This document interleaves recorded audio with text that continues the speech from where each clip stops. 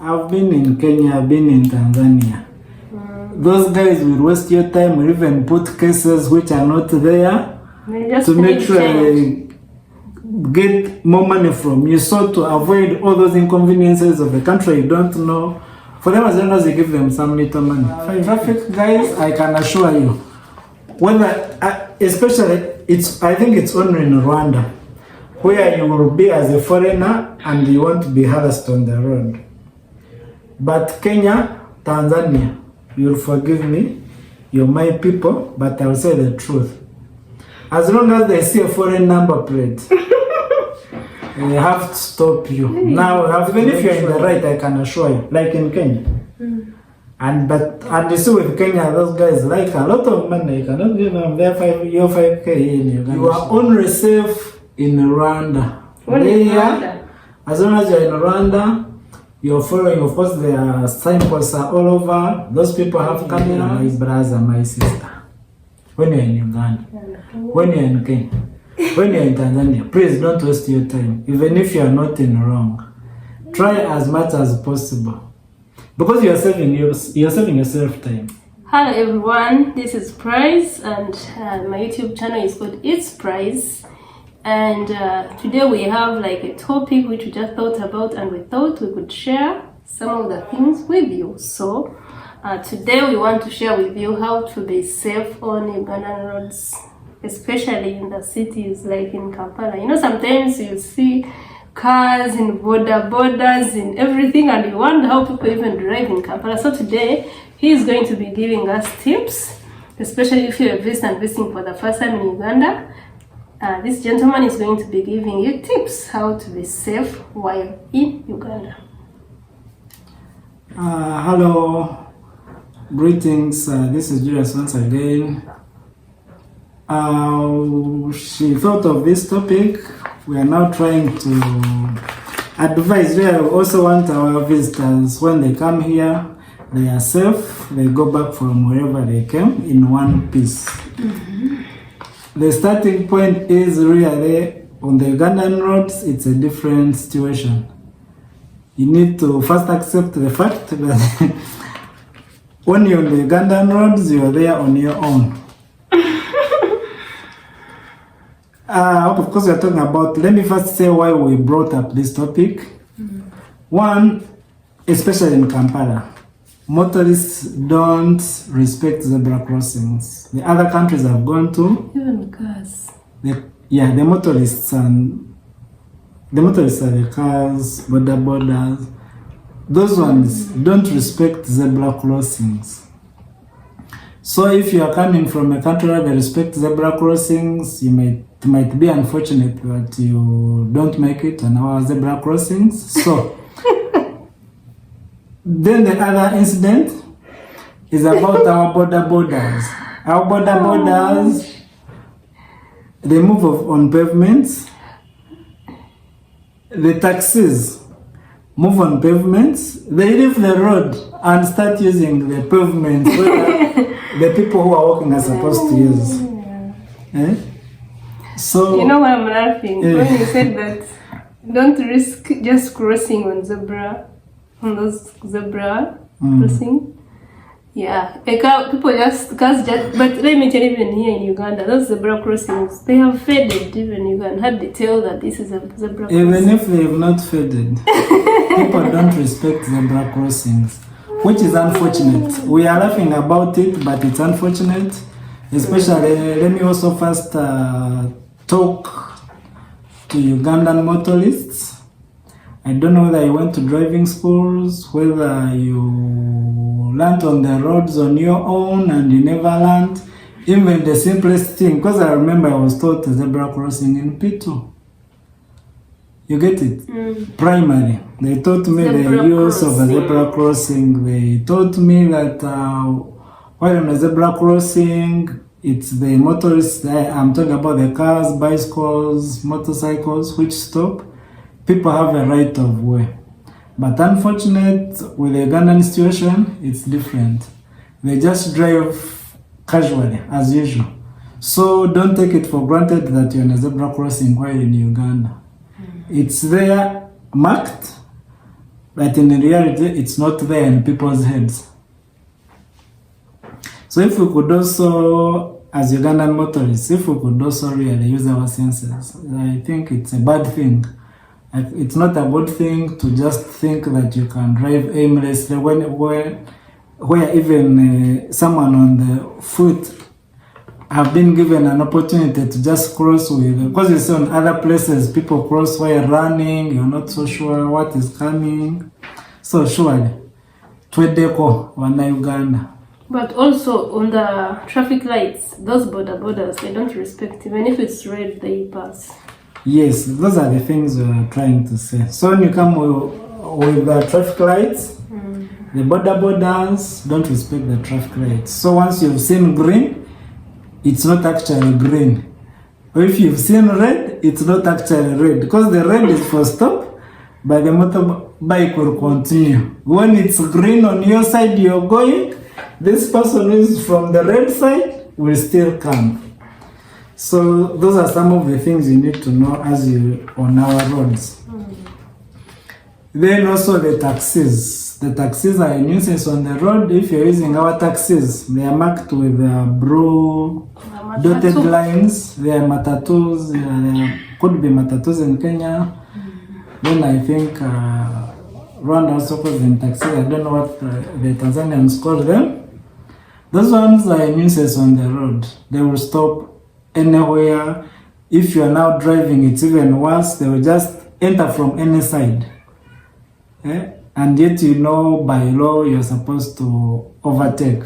Like especially on the Ugandan side, you're supposed to overtake from the side which is clear, where you're supposed to where the person is supposed to be looking at you properly. But with our taxis, is to whom it may concern. So you just have to make sure you take, even if you are in the right, be in the right, but be careful. Because anytime you are going to make a mistake because of those guys. And you see the other unfortunate part, they'll make you make a mistake, or they do what, and they don't have anything to compensate you with. You should know that. They will knock you, like a border will knock you, but cannot take you to hospital. That's why you need to be careful. That's why you are sharing this information. Okay. Then what about I was told that on one way, don't think it's one way in Uganda. You have still Yes.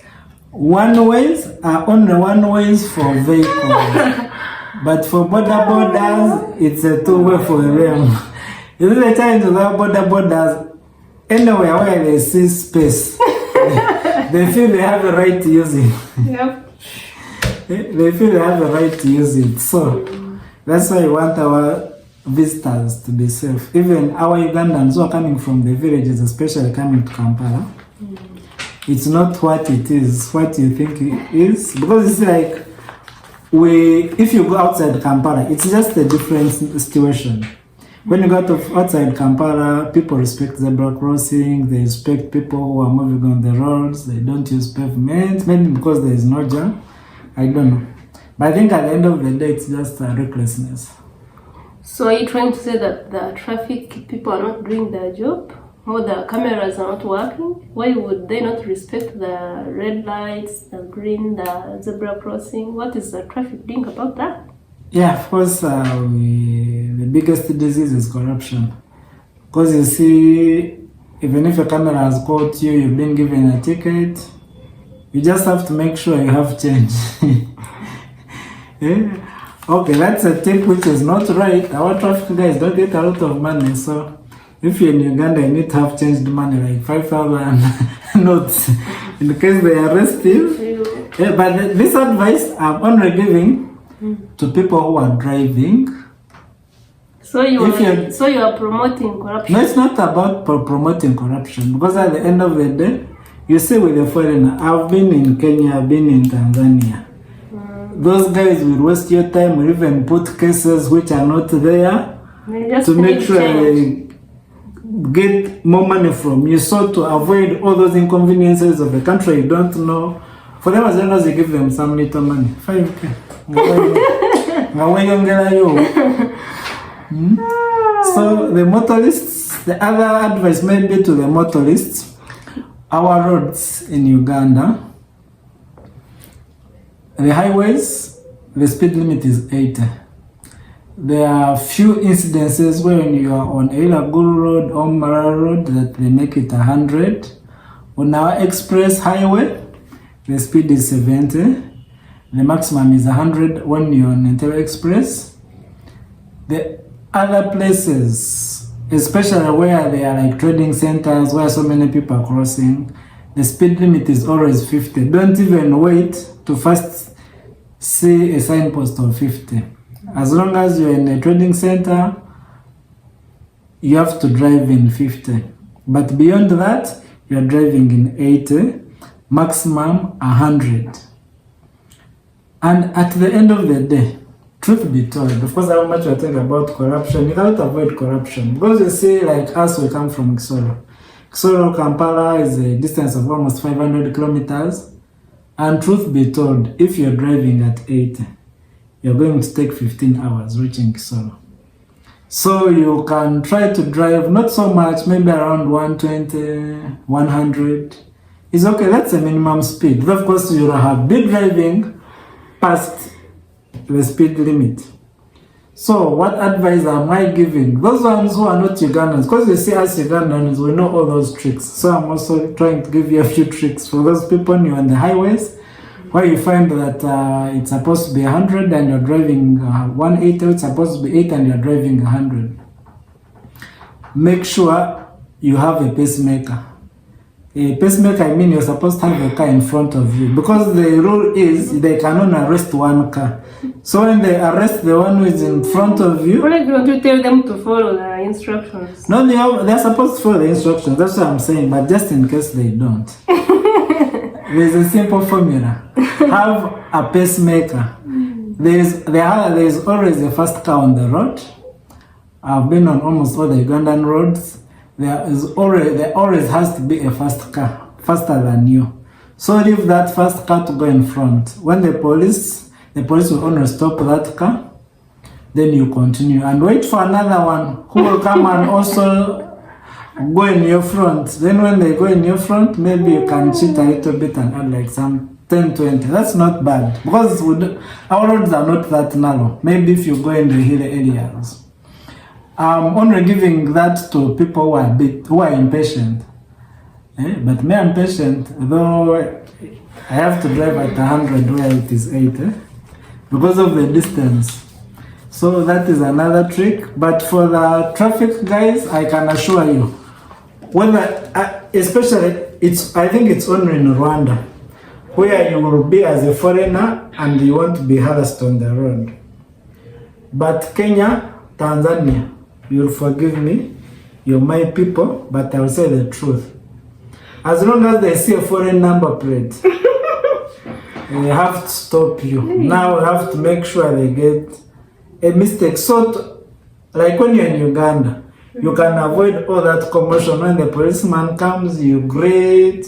You'll be happy. You have your changed money. You just you go buy some water. That's not even corruption, because you avoid it. Even if you're in the right, I can assure you, like in Kenya.